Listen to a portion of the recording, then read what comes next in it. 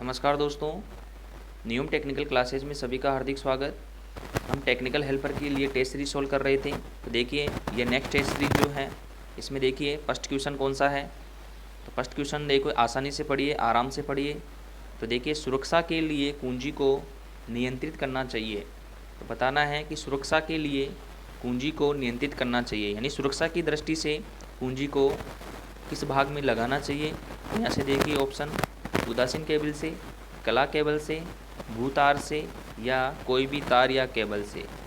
तो ध्यान रखिए सुरक्षा के लिए, सुरक्षा की दृष्टि से कुंजी को जो फेज वायर होता है उससे क्या करना चाहिए, नियंत्रित करना चाहिए। तो ध्यान रखिए इसका जो राइट आंसर होगा वो कौन सा होगा, कला केबल। यानी कला केबल में ही क्या लगाना चाहिए, कुंजी को लगाना चाहिए। ध्यान रखिए। अब चलते हैं नेक्स्ट क्वेश्चन पर। देखिए नेक्स्ट क्वेश्चन आपकी स्क्रीन पर रहेगा। तो देखिए वृक्ष पद्धति के लिए सबसे उचित है, यानी जो ट्री सिस्टम है, जो वायरिंग का ट्री सिस्टम है वह सबसे उचित है। ऑप्शन देखिए, बहुमंजिला भवन, बी है एक मंजिला भवन, सी है अतिथि घर की व्यवस्था, और डी है अनेक कमरों का बंगला।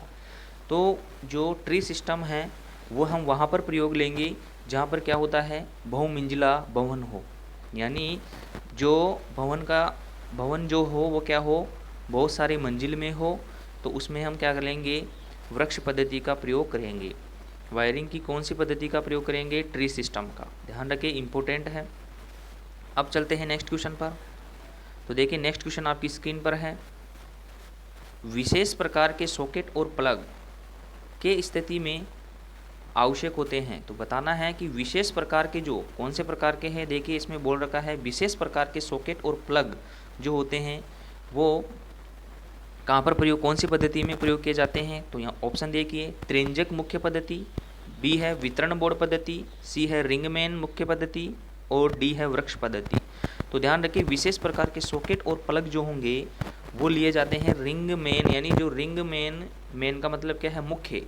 तो रिंगमैन पद्धति में। ध्यान रखिए कौन सी पद्धति में लेंगे, विशेष प्रकार के सॉकेट और प्लग रिंगमैन मुख्य पद्धति में। इसका जो राइट आंसर होगा वो कौन सा होगा, सी। अब चलते हैं नेक्स्ट क्वेश्चन पर। नेक्स्ट क्वेश्चन देखिए आपकी स्क्रीन पर है। बेटन वायरिंग में 19 mm बेटन चौड़ाई के सीधे जोड़ के लिए ओवरलैपिंग भाग का कितनी लंबाई का प्रयोग करेंगे। तो यहाँ से देखिए क्या है, बेटन वायरिंग है। बेटन वायरिंग क्या होती है, ये एक प्रकार की स्थायी वायरिंग होती है। तो इसमें बताना है कि इसमें जो बेटन की जो चौड़ाई होती है और क्या करना है, सीधा जोड़ बनाना है। इसके लिए जो ओवरलैपिंग का जो भाग रहेगा उसकी लंबाई बताना है। तो ऑप्शन देखिए 12 mm, 25 mm, 30 mm, 40 mm। तो देखिए 19 mm के लगा रहे हैं। 19 mm के लिए बेटन चौड़ाई के लिए हम लेंगे तो ओवरलैपिंग भाग जो होगा वो क्या रहेगा, 19 mm से क्या रहेगा, थोड़ा सा बड़ा। तो ऑप्शन देखिए अधिक वाला कौन सा है। तो देखिए यहाँ पे अधिक वाला है 25 mm। कौन सा होगा, 25 mm, यानी थोड़ा सा अधिक होगा।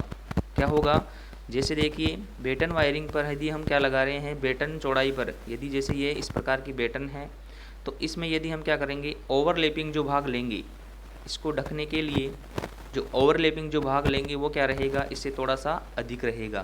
तो वो कितना है, 25 mm। ध्यान रखिए। अब चलते हैं नेक्स्ट क्वेश्चन पर।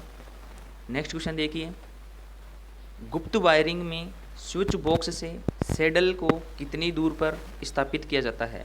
तो यह करेंगे। तो देखिए गुप्त वायरिंग जो होती है, कंड्यूट वायरिंग जो होती है, उसमें जो स्विच बॉक्स होता है उससे सैडल को कितनी दूरी पर स्थापित करेंगे।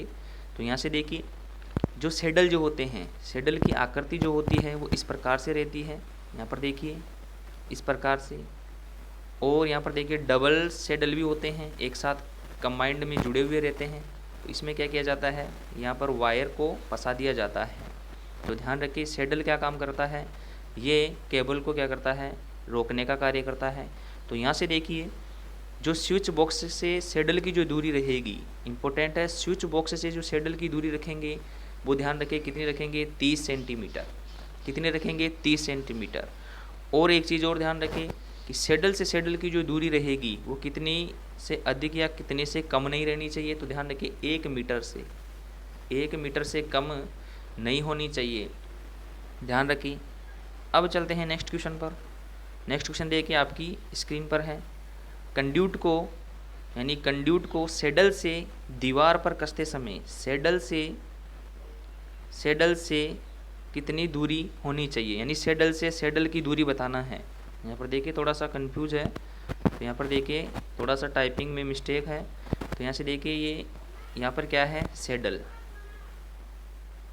यानी इसमें बताना है कि सैडल से सैडल की दूरी, दीवार पर कसते समय सैडल से सैडल की दूरी जो होती है वह दूरी होनी चाहिए 1 मीटर। कितना है यहाँ पर, 1 मीटर।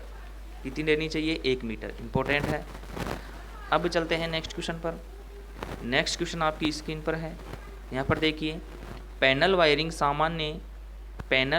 सामग्री से बनी होती है। तो बताना है कि जो पैनल जो वायरिंग होती है उसकी जो सामग्री होती है वो किससे बनी हुई रहती है, यानी पैनल वायरिंग जो बनाते हैं वो कौन सी सामग्री का बना हुआ रहता है। तो ऑप्शन देखिए, रबर का, धातु का, लकड़ी का, पीवीसी का या कांच का।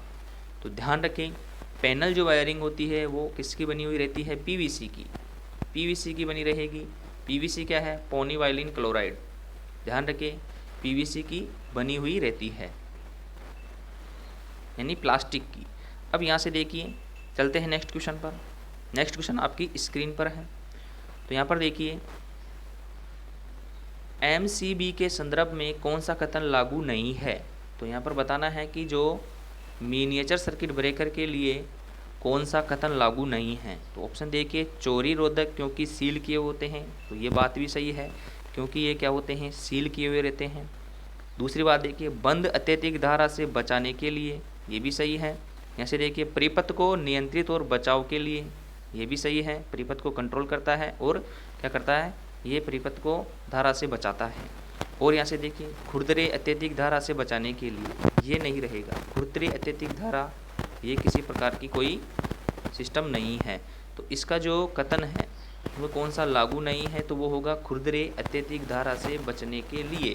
खुरदरे अत्यधिक धारा से क्या करने के लिए, बचने के लिए इसका प्रयोग नहीं किया जाता है। तो ये चीज़ ध्यान रखिए। अब चलते हैं नेक्स्ट क्वेश्चन पर। नेक्स्ट क्वेश्चन देखिए आपकी स्क्रीन पर है। निम्न में से किस प्रकार की वायरिंग में पोर्सलिन, यहाँ से देखिए निम्न में से किस प्रकार की वायरिंग में पोर्सलिन क्लीट्स में सपोर्टेड इंसुलेटेड केबल का प्रयोग किया जाता है, यानी उपयोग किया जाता है। ये बताना है कि किस प्रकार की वायरिंग में जो पोर्सलिन के जो क्लेट बने होते हैं, पोर्सलिन के जो क्लेट बनी रहेंगे उनके सपोर्ट के लिए इंसुलेटेड केबल में प्रयोग करते हैं। कौन सी वायरिंग में करते हैं पोर्सलिन क्लेट के प्रयोग। तो देखिए यहाँ से ऑप्शन देखिए, क्लीट wiring, CTS wiring, TRS wiring या पीवीसी कैपिंग। तो हमेशा ध्यान रखिए पोर्सलिन जो क्लेट्स होते हैं उनका सपोर्ट के लिए क्लीट वायरिंग में प्रयोग किया जाता है। कौन सी वायरिंग में करते हैं, क्लीट वायरिंग। तो देखिए क्लीट वायरिंग जो होती है ये एक प्रकार की अस्थायी वायरिंग होती है। ये भी ध्यान रखें क्लीट वायरिंग किस प्रकार की वायरिंग रहती है, तो अस्थायी प्रकार की वायरिंग रहती है।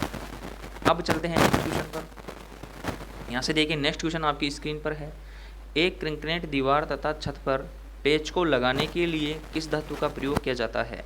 तो देखिए जो कंक्रीट जो दीवार होती है उस छत पर पेच लगाने के लिए किस धातु का प्रयोग किया जाता है। तो ऑप्शन देखिए, link clips, bushing, Raul plug या सैडल। तो हमेशा ध्यान रखें कंक्रीट दीवार में छत या पेच लगाने के लिए किस धातु का प्रयोग करते हैं, राउल प्लग का। किसका पढ़ते हैं, राउल प्लग टूल का। इससे क्या किया जाता है, यहाँ से इससे छिद्र किया जाता है। ध्यान रखें कंक्रीट दीवार में पेच लगाने के लिए क्या करते हैं, इससे छिद्र किया जाता है राउल प्लग टूल। इसे क्या बोलते हैं, राउल प्लग टूल। ध्यान रखें थोड़ा सा ये मिस्टेक है टाइपिंग में, तो ये क्या होगा, राउल प्लग टूल। क्या बोलते हैं, राउल प्लग टूल। चलते हैं नेक्स्ट क्वेश्चन पर। यहाँ से देखिए नेक्स्ट क्वेश्चन आपकी स्क्रीन पर है।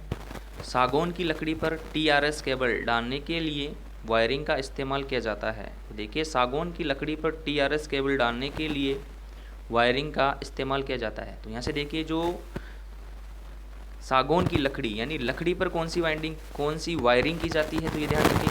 यहाँ से देखिए सागौन की जो लकड़ी है उस पर जो टीआरएस क्या है, टप रबर शीतल केबल डालने के लिए वायरिंग का इस्तेमाल करते हैं। तो ध्यान रखिए कौन सी होगी, बेटेन वायरिंग। कौन सी होगी, बेटेन वायरिंग। इसका जो राइट आंसर होगा वो कौन सा होगा, बी। बेटेन वायरिंग किस पर की जाती है, लकड़ी पर। देखिए सागौन क्या है, ये एक क्या है, लकड़ी है।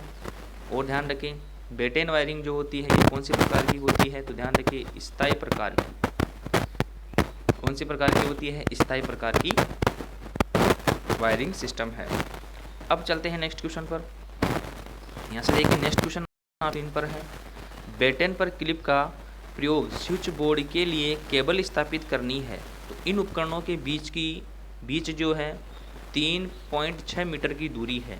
केबल को 36 के रूप में लगाने के लिए कितने क्लिप्स की आवश्यकता होगी। यहाँ से बताना है कि क्या लगाना है, बेटन पर क्लिप लगाने हैं और क्लिप्स देखिए क्या है, कितनी मीटर की दूरी है उपकरण की, 3.6 कितनी है, 3.6 मीटर की क्या है दूरी है। तो इस केबल में 36 के रूप में यानी इस 36 स्थिति में कितने क्लिप्स प्रयोग होंगे, तो देखिए इतनी मीटर की दूरी के लिए कितने लेंगे, 37।